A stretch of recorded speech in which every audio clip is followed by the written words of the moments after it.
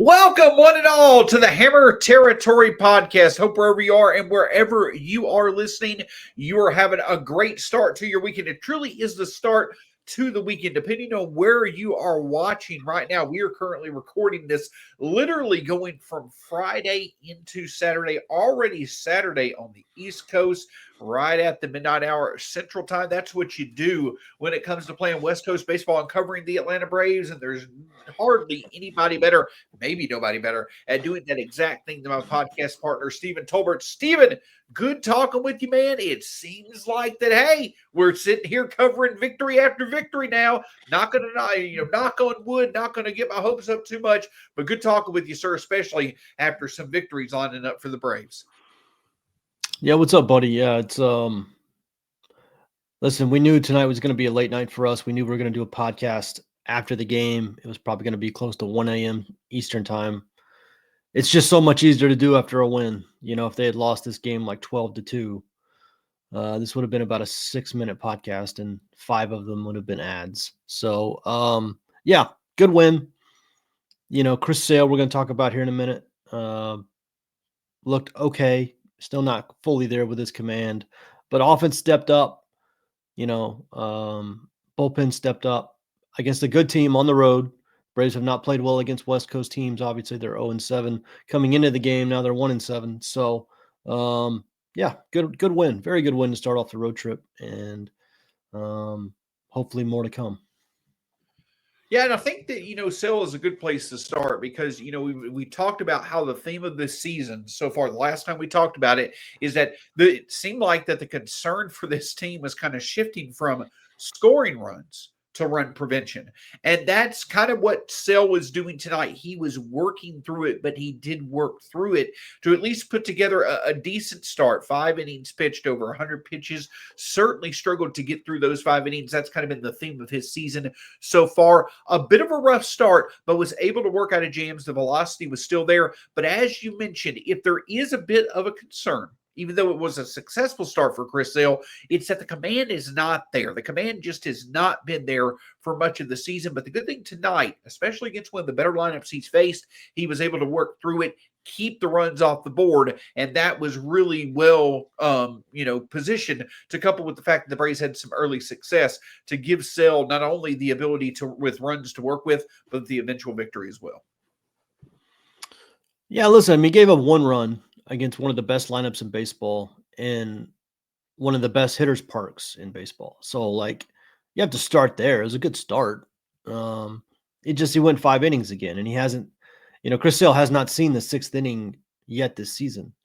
And so, that's going to be kind of a focus, especially now that the Braves don't have Strider. They don't have Ronaldo. They've got these 2 young guys, or not young, Elder's not young, but they've got these 2 inconsistent guys in the back half of the rotation. They need we talked about this on our last show. They need their horses to be horses and pitch deeper into games. So that's kind of the one thing left, is getting Sale into the 6th, 7th inning of games like we saw so many times last year. And it's just command. He's not able to put guys away efficiently right now because he can't command pitches. He either misses a foot off the plate or he misses right down the middle. So the stuff is good. And that's kind of what I was worried about earlier, is when the stuff looked like it dropped off a little bit. That's not the case. He's still throwing 95, 96, 97. Stuff looks good. He just couldn't command it as well tonight, and that's why his pitch count got up. I did think his best inning was his last inning, where he looked like he kind of got feel for the slider, feel for the fastball. The only problem was he'd already thrown 100 pitches by that point, so they had no choice but to take him out. He just has to find his command a little earlier in games so that we can get him to the 6th and 7th inning. But again, you give up 1 run against this lineup in that ballpark, that's pretty damn good. And I know he danced in and out of trouble a lot, but he made big pitches. The Braves did get some luck. There was a couple balls that were, home runs that were foul by, a foot one way or the other, and it kind of went the Braves' way tonight. But yeah, it was one of Sale's better starts of the year. We just got to get him deeper into games. The other thing that certainly stands out was that, after, the one loss of the homestand that occurred that was, much on the bullpen, that 10-4 loss to the Cardinals, it was good to see the bullpen also have a successful night. Again, on the road, against a quality team. That has been the struggle of this bullpen so far, and they did their job. Justin Chavez had a bit of a rough outing, but De Los Santos came in, he did well, but Dylan Lee and Aaron Bummer both had very good outings. And the thing that I think that stands out for this Brave squad is that Dylan Lee has not been his normal self to start the season. Aaron Bummer had some success, kind of been up and down at times. But if the Braves can get those two going, you could arguably say those are clearly two of their four best relievers. But if they can get those two going, especially from the left side of the plate, that could be huge. And if they can become again reliable back end options, that could be really good as well. Giving the ball to Raisel Iglesias, a good night for the Braves bullpen when it was needed. Yeah, I still can't quite figure out Aaron Bummer's role on the team. I really haven't for like 2 years now. I don't know why he's pitching in the ninth inning of a 8-2 game, especially when you have guys like, Montero and Blewett in the bullpen. But yeah, the Braves need those two guys, and Dylan Lee specifically. And listen, Dylan Lee was another guy who came with it in about an inch from giving up a 2-run homer to Corbin Carroll, but it went his way tonight. So he's been leaving the slider in the middle of the plate a little too much. He made some much better pitches after that ball went foul. So yeah, Dylan Lee's a big part of this. I still think the Braves need another right-handed option. I know Craig Kimbrell's going to be up sooner rather than later, but Days Bell's been good. Raciel's been shaky. Pierce is good. I would love one more. And if you could go Bummer, Lee, Days Bell, Pierce Johnson, one more high leverage reliever, and then Raciel, I would feel much better about the pen. But yeah, I still have questions about this unit, but they had a good night tonight. Chavez gave up a couple runs, or he gave up one run, but it was kind of mop up duty at that point. So they had a good night tonight. The offense helped a lot by just keep adding on runs, but yeah, 2 runs against that lineup in that ballpark. That's pretty good run prevention. And the other thing that I'll add is not much analysis probably needed, but Steven, the one thing that we're consistently seeing from this Brave squad now is that they are winning the starting game of the series. I believe now this is their 8th series of the year. I think they've won like 4 out of 6, 5 out of the 7 when it comes to their series opener. The Marlins, as well as the Phillies, now the Twins, the Cardinals, as well as the Diamondbacks. They're doing a good job of winning these series openers. And that's what we talked about, right? Coming off that 0-7 start to the season, if you could just win series, not necessarily every game in a row, but just win series. The best way to do that is win the series opener. But now you're not only seeing them consistently win the series opener, they've now won 6 out of 7. This Braves team is starting to get on a roll, and they're playing like a team that's looking to find ways to win instead of expecting ways to lose. Yeah, they've gotten their confidence back, I think. I think when you start 0-7, like even the most confident, accomplished players, it's a kick in the nuts. I think it knocks you back. I think it reels you a little bit. And, the Braves kind of looked like a team that was just hoping to win for a couple of weeks after that 0-7 start.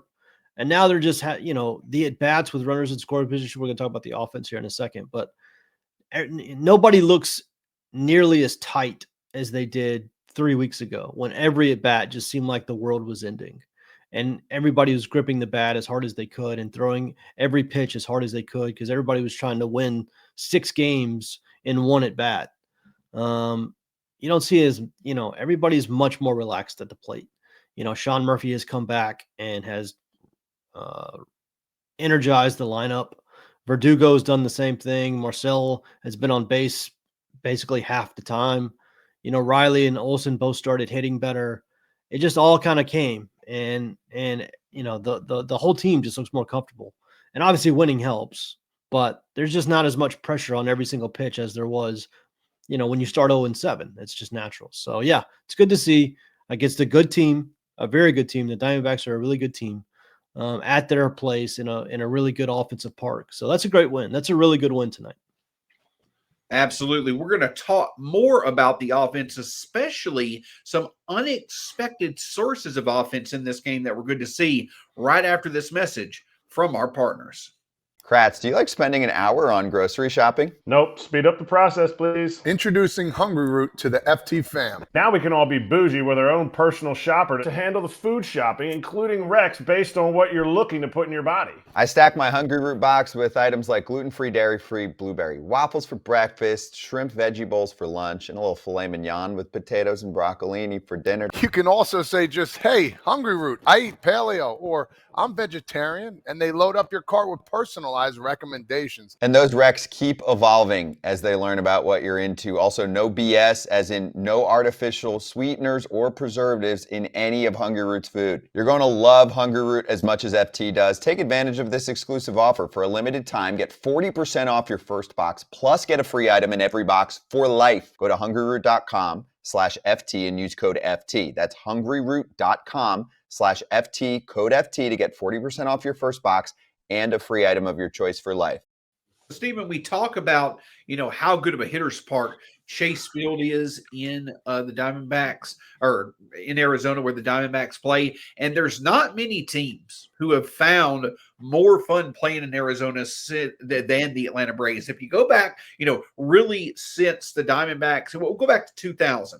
Only the Cardinals since 2000 of all National League teams have a better OPS. But over the past decade, no team has enjoyed playing in Arizona more than the Braves. Coming into tonight's game across 30 games, an 821 OPS over the past decade for the Braves in Chase Field. The Nationals are the only other team at an 803 OPS that are even close to the Braves. So there's no team that enjoys playing in Atlanta more than the Braves. But tonight, Stephen, it was a different story. We talked about how power had kind of come back into the picture for the Braves. It was good to see. You need to have power to win consistently. But tonight, it was timely hitting, 6 of 13 with runners in scoring position. It was the bottom of the order that was producing well, and it was speed. A lot of, really, well-placed hits where our runners got the extra base. Some unexpected elements of this Braves offense showed up tonight. And again, it's just solidifying the Braves offense being able to win in multiple ways.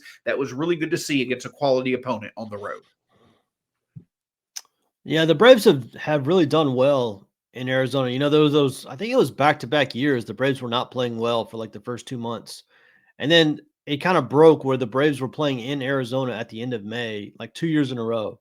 And both times they won the series, and that like jump-started them for the rest of the year. And so, yeah, they've played well. Like Eddie Rosario, I remember Eddie Rosario hit that grand slam in the 9th inning a couple of years ago. So, yeah, they usually have pretty good results. Austin Riley destroys the ball in Arizona. I think it's its highest OPS park. And so, yeah, they typically do pretty well. I know Ronald has hit some absolute tape measure shots in Arizona. So it's good to see no homers tonight. But, one thing I was thinking while I was watching the game, when Michael Harris and Nick Allen and Eli White are all in the game, all of a sudden this lineup is not like the slow, unathletic bunch that we're used to. Like they actually have some speed on the bases. And you saw that today. I mean, there was no homers. It was a lot of small balls, a lot of, first to third, second to home, single, double runner in scoring position. Stuff we're not used to seeing with the Braves. And of course, Eli White, we're going to talk about Eli White here in a minute, but another big game. But yeah, it's just another facet of the game. We don't see a lot from this team. And again, that's one benefit of having Allen and White both in the lineup, is that at least you do have speed. I don't think either one of those guys are going to be like silver sluggers at their position or anything, but if they do somehow find themselves on base, they can make something happen. We saw it the other day with Nick Allen scoring on a ball that Orlando Arcia might not even gotten to third on. So yeah, it's good to see the speed. Good to see hits with runners in scoring positions. Scoring 8 runs without a single homer doesn't happen a lot for this group. So, and scoring 8 runs also helps your bullpen, because now you don't have to use your high leverage guys, even though they still used Aaron Bummer in the 9th, which made me laugh. But yeah, good night for the offense. Good to see some hits with runners in scoring position, guys going first to third, some speed, stuff we're not used to seeing from this group. And I think another way to describe this offense so far this year, Stephen, is that you can honestly say, they've been an elite offense since they returned home after that 0-7 start to the year, but they're doing it against quality pitching. Tonight against Zach Gallen, once again. If you look at this team against former All-Stars, former pitchers who won Cy Youngs or finished high in the Cy Young voting, they're getting it done against quality pitching. And if there's one aspect of this team where you're like, hey, they can do what they need to do to win at the clip that they need to win in order to really get back into this thing, to get back going in the right direction. It's their performance against quality pitching. That was really good to see, and is going to be important for them to continue on as the rest of the series plays out. Yeah, it was obviously Zach Gallen tonight. It was Gallen versus Sale, and Gallen settled in. I think he retired like 10 or 11 in a row at one point, but he didn't have as good command tonight. The strike zone tonight was just absurd. Phil Cuzzy was behind the plate, and the whole umpiring crew, I think, was half drunk in this game because there was multiple calls that just made no sense that got overturned immediately. But yeah, I didn't think Gallen had his best stuff. Gallen has not gotten off to a good start. I think he has an ERA over like 6 in April. But yeah, they were very patient. There was 1 million pitches thrown in this game. There was over 100 pitches thrown by the two pitchers in the first 2 innings. A lot of long at bats, a lot of 3-2 counts. The Braves did a really good job, like we talked about a second ago, working the count, getting on base, taking in the extra base, getting hits with runners in scoring position. Got Gallen's pitch count up. They got into the bullpen early, and made them pay. And the biggest weakness of the Diamondbacks is their bullpen. Their bullpen is not good at all. So if you can do that, if you can get to the bullpen by the 5th inning, you have a very good chance of winning. So that was huge and a big part of the win. And that's a recipe for success for the next 2 games. Work the count, get into the bullpen, and try to make some hay against what is easily the weakest part of the Diamondbacks. Take me out to my TV on FanDuel Sports Network. Yeah. Watch me some dingers and RBIs. I'm just glad they have my local team live for its root. We'll root for the Bravos. If they don't win, it's a shame. Braves games, announcers, and more Braves games. FanDuel Sports Network has the Braves. Stream now. Absolutely. And looking at, the continued performance of Austin Riley, Stephen, we talked about it a couple of weeks ago. We were really talking about how Austin Riley, he needed to get going. This team just was not in a spot to where he could get off to a slow start. And there's no better place for him to continue doing what he's doing. You talked about the fact that he loves hitting in Arizona. Well, here's a couple of numbers for you. Of all the parks that Austin Riley has hit in his career, Arizona is his favorite place to hit. Coming into tonight, 63 plate appearances. You want to guess his OPS coming into tonight in Arizona in his career, Stephen? I looked this up last year at one point because I was curious. I swear it was at one point, it was like a 1,100 OPS at one point. Yeah, it's a 1,240 OPS before tonight. Since 2019, when Austin Riley came into the league, of all the players that have had as opponents in Arizona, at least 50 plate appearances in Arizona since 2019, Riley has the highest OPS at 1,240 coming into tonight. The second highest, Freddie Freeman at 1,103. So literally no one hits better as an opponent in Arizona than Austin Riley. But in the overall grand scheme of things, he's doing it with power. He's doing it with runners in scoring position. It seems like every at bat now that Austin Riley is coming up at the plate in a big moment, he's delivering, and that consistency is exactly what this Braves team needs. Yeah, and he's one of the main guys I'm talking about when I say not every at bat seems like life or death anymore, like it did 3 weeks ago, where it just looked like he was trying to hit a grand slam every at bat, even if there was nobody on base. And you just can't play baseball that way. And he was swinging at pitches that he hasn't swung at since he was a rookie. And you could just tell, like when you see Austin going back to like his 2019 rookie mode where he's swinging at every slider a foot off the plate, he's pressing because he cured that. He cured a lot of that. And now we're back to seeing what Austin Riley really is, which is an elite hitter. His batted ball stuff is ridiculous. His bats, his swing speed, his exit velocity, all that stuff is still ridiculous. He's just an elite hitter. And I think he had to get out of his own way a little bit. And that's what we've seen. And that comes with having some success. You're not pressing as much. He had that big stretch where he had like a 10-game hitting streak or something like that. And I think that calmed him down. And now we're seeing the real Austin Riley, and that helps tremendously, obviously.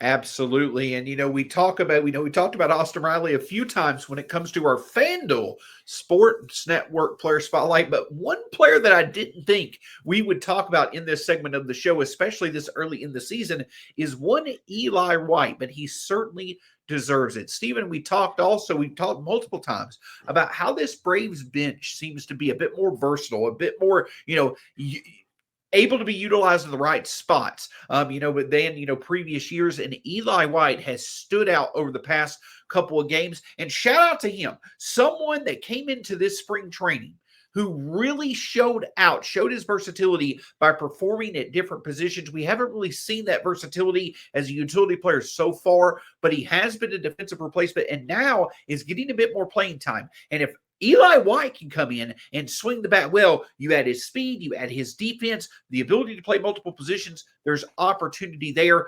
But he's shown up big in 2 straight victories for this Braves team. Really good to see how he's performed. He helps the bottom of the order, helps to add that speed element to this offense. Just a player who can add value in a lot of different ways, and it's shown over the past couple of games. Yeah, listen, 5 RBI in the last 2 games. And the Braves, obviously in the last game against St. Louis, that big 3-run homer to basically win the game. They got him going tonight with a double down the line that knocked in Michael Harris. I tweeted this out, but he's got 5 RBI in his last 5 plate appearances. Jared Kelenic and Orlando Arcia combined all season have 3 RBI. So he has more RBI in the last 5 plate appearances than those 2 guys have all season. And so it's just literally he's done more in the last 2 games than the Braves have been getting out of that spot all year. And, you and I talked about this, like they need these other guys to have little moments where they can help. Nobody expects Eli White to carry the team for a month, but having a game or even like a couple of games or a week where you're productive and you're helping out, you stack those up over the season, it adds up. And the last 2 games are a perfect example of that, of a guy you're not expecting coming through with some big hits. And listen, he's got tools. He's a really fast runner. He's kind of the Braves pinch runner guy. He's a really good defender. He can play center. So when he's in right field, he's a plus defensive right fielder. And he's got a little pop in his bat. We saw that home run he hit the other night was like 430 feet. He's got a little pop. I don't think he's a good hitter. Listen, I don't think Eli White's going to turn into some magically great hitter at 31 years old. So I wouldn't expect this for the long haul. But again, you don't need it for the long haul. Just having these little moments where you help win games out of nowhere is so valuable. And so credit to him, man. I know he's been a journeyman. He's never really been able to establish himself as a major league player. They were talking about him being with his kids and his wife and having them enjoy this ride. There's a whole human side of this stuff that we never talk about. That's pretty incredible. From everything I've ever read or heard about him, he's a tremendous dude. He's a great teammate. His teammates love him. You could tell by the way they reacted after he hit that homer, how much they love him. So great for him. I'm so happy for him. And it helps the team a lot to have these moments where guys unexpectedly produce and help win games. And that stuff adds up over a long season. At the risk of not sounding blasphemous, let's look at this. Journeyman, great dude, coming up in big moments for the Braves and, showing that, he has more value than you might expect, plus a good defender. Like, is he worthy enough to where if we found him a couple of pink swords, we could put those in his hands? Like, could he carry on the tradition of Guillermo Heredia or at least be mentioned in the same breath as Charlie Culberson? That may be too deep of a conversation this late into the night, Steven, so we'll save that for another time. But what I can hit on is that the FanDuel Sports Network Player Spotlight, we put it on Eli White because that's the excitement of watching the Braves right now. You never know who's going to come up big to help this Braves offense, but you can make sure you catch all the action if you use the code BASEBALL30 at FanDuelSportsNetwork.com. FanDuelSports.com/packages. That's baseball 30 at FanDuelSports.com/packages to catch all the Braves action when it comes to seeing them live.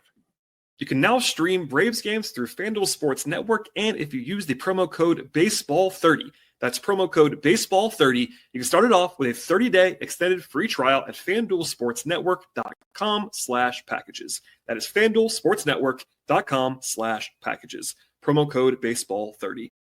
Offer expires 5/2/25, $19.99 a month after free trial. Cancel during free trial to avoid charges. Eligibility restrictions apply. Visit FanDuelSportsNetwork.com for details. Again, Stephen, we talked about, this stretch for the Braves coming off, the series struggle that they had. They had that big series win over the Phillies. They dipped down a bit after that. But again, the Twins series, the Cardinals series, now going into this series against the Diamondbacks. Listen, you need a series win. Like, if you could just get a series win here, the Braves are now 11-14. If you can get a series win, you can go into Colorado 3 games under 500. That potentially puts you in a good spot to be 1 or 2 games under 500 ending April, and before you start a series to start May against the Dodgers. My point that I'm getting at, Steven, is that the Braves have bought themselves an opportunity, winning 6 out of 7, to really be in a good spot, dig themselves out of that hole before the end of April. Right now was the time last year where we went from doing really well to struggling, and it lasted for the end of the season. What if we reversed that? What if we did a 180? We've struggled so far this year. What if right now we turn it back on and do the reverse? Get going again? The Braves need to keep the momentum going, especially against a quality team like Arizona. Yeah, I mean, they've almost dug themselves out of this hole. Like you said, they're 11-14. They've won, 6 out of the last 7 games. If you can win one more of this series, and like you said, go into Colorado, I don't want to say this because then the Braves are going to get swept, but Colorado is as bad as the White Sox were last year. Now, Braves fans will remember the Braves lost the series to the White Sox last year. So Don't you bring that up again. I know. It's terrible. Garrett Crochet was one of those losses, so that's not as bad. But so I've still got my guard up. But if you win this series against Arizona and you can go into Colorado, now you're only 2 games under 500. I mean, if you take care of business in Colorado, you could actually come home at 500.